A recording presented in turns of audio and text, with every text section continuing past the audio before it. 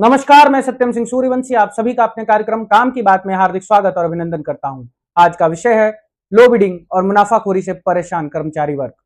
आज संपूर्ण भारत को सर्विस सेक्टर ही संभाल कर रखा है, क्योंकि मैन्युफैक्चरिंग सेक्टर अपने निचले स्तर पर है, लेकिन सर्विस सेक्टर के कर्मचारियों के साथ बहुत बड़ा अन्याय हो रहा है। लो बिडिंग की समस्या और मुनाफाखोरी से संपूर्ण कर्मचारी वर्ग परेशान है। आज की परिस्थितियां यह है कि कोई भी सरकारी डिपार्टमेंट अपने यहां कार्य करने के लिए टेंडर के माध्यम से कर्मचारी हायर करता है, जिसे संविदा कर्मचारी भी कहा जाता है।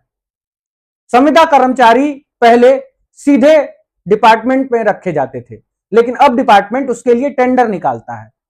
डिपार्टमेंट टेंडर निकालता है, कुछ लेबर ठेकेदार, लेबर सप्लाई करने वाले ठेकेदार टेंडर भरते हैं, टेंडर क्वालिफाई करते हैं और क्वालिफाई करके वह अपने मैन पावर की सप्लाई करते हैं, लेबर की सप्लाई करते हैं। वह लेबर स्किल्ड लेबर भी हो सकता है और नॉन स्किल्ड लेबर भी हो सकता है।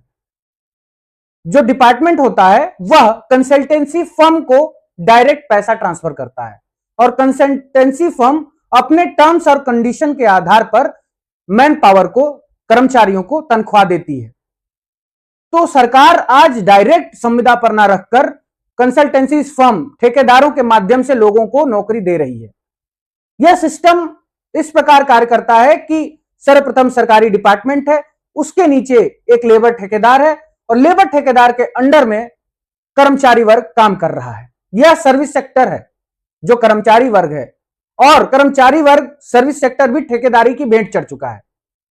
अब समस्या यहां पर आ रही है कि जब सरकारी डिपार्टमेंट टेंडर निकालता है तो कंपटीशन के कारण लेबर ठेकेदार बहुत ही कम रेट पे, लो बिड पे टेंडर क्वालिफाई करने का प्रयास करते हैं।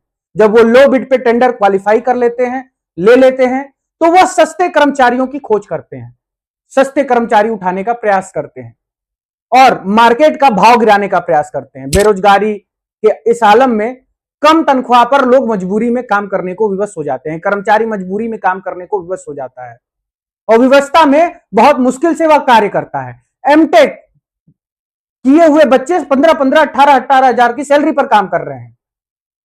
यह इंजीनियरिंग सेक्टर के, सर्विस सेक्टर की हालात है। इंजीनियरिंग सेक्टर के सर्विस कंसल्टेंसी फर्म में एमटेक किए हुए बच्चे 15,000, 18,000 की सैलरी पर काम कर रहे हैं। बीटेक पॉलिटेक्निक का क्या हाल होगा, यह आप सभी अच्छे से समझ सकते हैं। यह लोड बिडिंग के कारण समस्या प्रत्यक्ष रूप से सामने आ रही है, और अगर कहीं बिडिंग अच्छी भी होती है तो कंसल्टेंसी फर्म एक बार रेट गिराने के बाद उसी दाम पर कर्मचारियों को लेने का प्रयास कर रहे हैं और भारी मुनाफाखोरी कमा रहे हैं, और सरकार का उस पर कोई नियंत्रण नहीं है।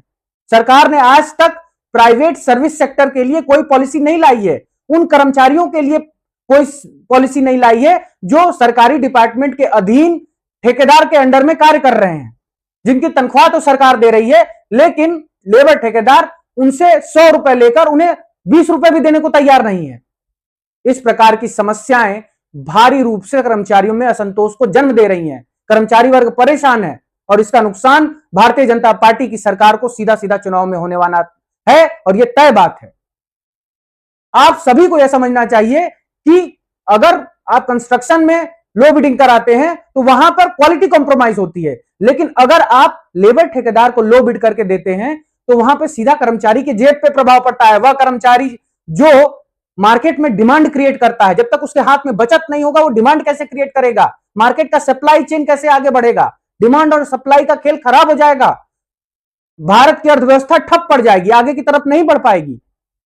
और यही सर्विस सेक्टर के कर्मचारी अर्थव्यवस्था को बूम प्रदान करते हैं, लेकिन सरकार इस पर विचार नहीं कर रही है।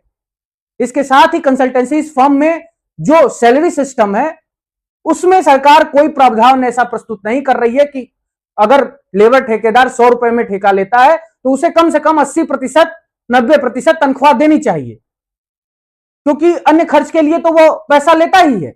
वो लो बिड कर रहा है लेकिन अन्य खर्च के लिए वो पैसा, मुनाफा निकाल लेता है।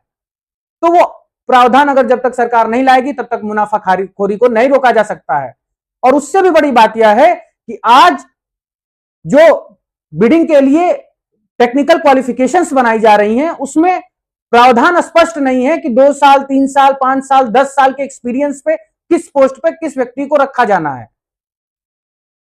अनुभव के अनुसार पदोन्नति, अनुभव के अनुसार तनख्वाह वृद्धि, या इन चीजों पर विस्तृत रूप से कार्य नहीं हो रहा है, कोई प्रावधान नहीं है, और इसी कारण कंसल्टेंसी फर्म भारी मुनाफा कमा रही है।